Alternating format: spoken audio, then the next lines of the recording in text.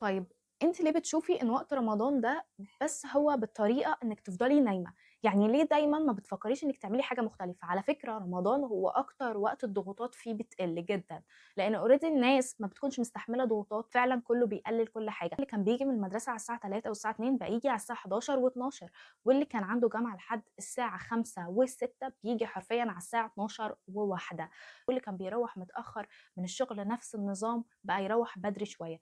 فعلًا الدنيا بتخف جدًا في رمضان، أنا عارفة إن ده ما يمنعش حَر الصيام وما يمنعش تعب الصيام، وإن الواحد بيكون تعبان، أنا فاهمة كل الكلام ده، لكن بجد في حين إن أنت هتفضل ماشي أو أنتِ هتفضلي ماشية بعقلية اللي هو فعلًا أنا تعبان، أنا مش قادر، أنا زعلان، أنا مخنوق، أنا نايم، حرفيًا أنت أكبر متضرر من قراراتك. في نفس ذات الوقت ده تذكّري دايمًا إن في واحدة قاعدة بتذاكر وتركّز على حياتها ومش هاممها إذا كانت تعبانة أو لأ. أنا عايزة أقول لكم على حاجة، كل حاجة حرفيًا بتجيب حاجتها، يعني التعب بيجيب تعب، والشغل بيجيب شغل، والنجاح بيجيب نجاح عشان كده أنا دايمًا باشوف رمضان فرصة للتطوير، بيكون في كمية وقت مهدور حرفيًا قادرة تغيّر حياة بني آدمين. فخلّيكِ غيرهم، خلّيكِ ذكية، بلاش تكون دماغِك so traditional and بلاش تكون دماغِك بدائية أبدًا وحرفيًا صعبة أو عندِك مشكلة مع كل حل، بلاش تكوني من الفئة دي عشان ما فيش حد بيحب الفئة دي. حتى الناس اللي من الفئة دي مش بيحبوا الناس اللي من الفئة دي، فاهماني؟ فبليز أنتِ طوّري بس من نفسِك وامشي واستمري وأنتِ هتلاقيكِ إن أنتِ قادرة، حتى وأنتِ تعبانة، حتى وأنتِ مش قادرة ما تُقفيش أبدًا تخلّيكِ زيرو لإن الزيرو ده وِحِش أوي، الزيرو ده النهارده هو كان زيرو بُكرة هو هيبقى -1 مش زيرو تمام؟ فأنتِ بس امشي وكمّلي، يعني حرفيًا as much as you can لو أنتِ كنتِ في الأيام العادية مثلًا بتذاكري مثلًا لغة معيّنة وبتاخدي 3 دروس في اليوم أو 4 خدي في رمضان حتى لو 1 بس ما تقفليش الكتاب خالص، ما تقفليش البرنامج خالص، يعني خدي at least one يعني 1 بس، على الأقل لمّا رمضان يخلص هيبقى اسمِك خلّصتِ 30 درس، 30 درس أحسن من 0 فبليز امشوا بالمبدأ ده دايمًا، أنتم والله هتلاقيكم إن أنتم بتعملوا إنجاز وبتشجعوا نفسكم بنفسكم، ما تستنوش حد ييجي تاخدوا رأيه وأنتم عارفين إن رأيه مش كويس وهيحبطكم ويقول لكم رمضان للنوم، رمضان خلّيكم أذكى من كده. بعد كده عايزة أكلّمكم في الرياضة. أنا عارفة أنتِ بتقولي إيه، رياضة إيه؟ إحنا في رمضان، إحنا أصلًا ما بناكلش. أنا عارفة كل الكلام ده كويس جدًا.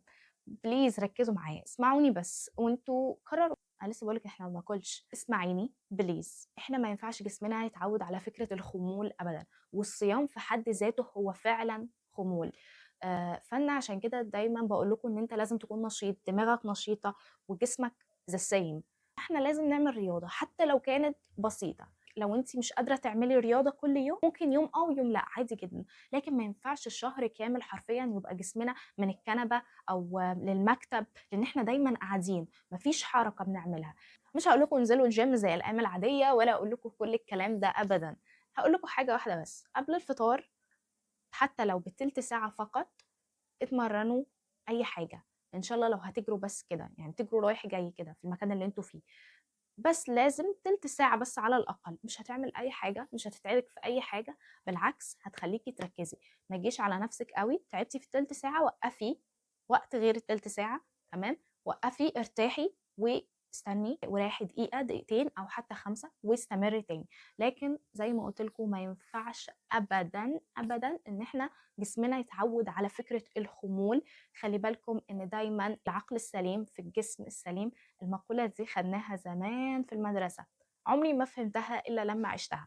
أنتِ نادرًا جدًا بالمناسبة لمّا تلاقي واحدة شكلها حلو ومهتمية بجسمها ومتناسقة جدًا، مش عندها نحافة أو مناعتها ضعيفة، لأ، جسمها متناسق، يعني جسمها حلو، وتلاقيها مثلًا بتنام أكتر من 12 ساعة في اليوم، أو تلاقيها مثلًا بتاكل كل أكلها من الشارع، نادرًا جدًا ده لو لقيتِ حد كده، في حين إن لو قلبنا الموضوع بالعكس، لأ، هتلاقي إن دايمًا معظم الناس اللي مش مهتمية بجسمها عايزين يناموا أكتر، عندهم خمول، مش قادرين يتحركوا، كل ده بالضبط يعني.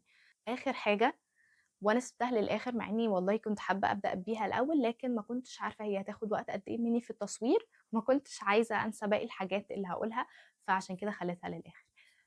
العبادة. العبادة حرفيًا هاقول لكم كلمة واحدة بس، لو أنت أو أنتِ مش ناوية تقرّبي من ربنا في رمضان، تفتكري ايه الوقت اللي انت هتقربي فيه من ربنا؟ بتكلم بجد. فبجد وقفي الفيديو هنا وبس خدي، مش هقولك دقيقة، هما 30 ثانية، فكري في الجملة دي تاني. لو أنا مش هقرب من ربنا في رمضان، وعلى قد ما أقدر هتقي ربنا ومش هعمل أي حاجة غلط as much as I can، أنا هعمل كده إمتى؟ حقيقي أنا هعمل كده إمتى؟ وقفي الفيديو. وقفتي الفيديو وجيتي، اتمنى فعلا يكون عندك جواب للنقطه دي، ولو مش عندك جواب مش مهم عشان انا هقولك الجواب. هو حرفيا مفيش وقت افضل من رمضان، واللي يقولك غير كده بيكذب عليكي 100%، بيكذب عليكي، او يمكن عايز يضيع الفرصه منك، او يمكن ما بيحبكيش، او يمكن. ففعلا رمضان هو مش فرصه انك تقربي ربنا، هو فرصه انك تمتلكي الدنيا حرفيا. انا مش بافور والله ولا بهزر، اصل بصوا اللي معاه ربنا معاه كل حاجه. انت ممكن تكوني في حاجات كتير قوي عايزاها ومحتاجاها وانت عارفه ده، لكن عشان انت معاكي ربنا انت حاسه ان انت اصلا مش محتاجه حاجه. فاهمني؟ بليز قربي من ربنا، قربي من ربنا على قد ما تقدري. بلاش فكره الناس اللي بتحط قوانينها الخاصه. هقول لكم دلوقتي حالا، سمعت مره واحده قالت لي انا مش بصوم في رمضان فعشان كده انا بلبس الطرح. حرفيا عايزه اقول لكم لما هي قالت لي كده، انا والله يا جماعه انا بس هقول لكم على حاجه عشان برضو عشان ما اقول لكم انا ضحكت ليه تكونوا فاهماني. انا فعلا في الحقيقه شخصيه بتضحك اصلا بدون سبب يعني. وتقولوا لي الضحك من غير سبب قله ادب والكلام ده، لا يعني افضل حاجه اصلا ان البني ادم يكون هيئته الابتسامه. عندي رضا نفسي الحمد لله جدا ان انا مهما حصل معايا من مشاكل الحمد لله انا ده، انا هو ده شكل وشي، هي رسمه وشه الحمد لله الابتسامه، الحمد لله. انا ما اعرفش ليه، تمام يعني انا ما اعرفش ليه، هو ده شكل وشي، انا دايما بضحك. لكن ما ضحكتش خالص وفضلت ماسكه نفسي وبتكلم جد جدا جدا جدا. لكن فعلا كل ما بفتكر الموقف ده لحد النهارده بفضل اضحك جدا. فانا بس مش متخيله ان فعلا في حد دماغه كده. اولا الحجاب فرض، والرمضان صيام رمضان فرض، فانتي كانك حرفيا بتضحكي على ربنا، ولا ايه الفكره بالظبط؟ عشان انا مش فاهمه. انا ما فهمتش الفكره ومش عايزه افهمها، لان I think ان طالما انا ما فهمتهاش، وقولوا لي برضو رايكم في النقطه دي، فهي فكره غير عقلانيه بالمره. فالناس اللي بتحط قوانينها الخاصه، رمضان بلبس عبايات وبلبس واسع وبلبس كذا وبعمل كذا، فعشان انا مش بعمل كذا، عشان انا مش بصلي، عشان انا مش بصوم. يا جماعه ما فيش حاجه اسمها كده بجد يا جماعه، والله بجد انتوا مش فاهمين. ما في، لا خلاص مش قادره ثانيه، لا خلاص مش قادره، لازم اخد راحه. فانا مش عارفه ايه يعني، مش قادره استوعب ان الفكره اصلا، تمام كبني ادمه زيكم، مش قادره استوعب الفكره من كتر حرفيا نقص الفكر اللي فيها. فبليز بلاش نتعامل بدماغ الناس اللي هي حرفيا تحس دماغهم تتعبك لما تتكلم معاهم. الناس دي بالمناسبة كتيرة قوي حاليا قوي، فبلاش تبقى انت واحدة منهم. بتبيني قد ايه ان انت حرفيا اللي هو هو ايه اللي مش قادرة تصومي؟ انا بكلم واحدة كبيرة، انا بكلم واحدة مسؤولة. فما بلاش فكرة بجد ان احنا نحط التاتش بتاعنا في كل حاجة، لان والله هو التاتش ده اللي بيعمل تاتش علينا في الاخر، بيعلم علينا.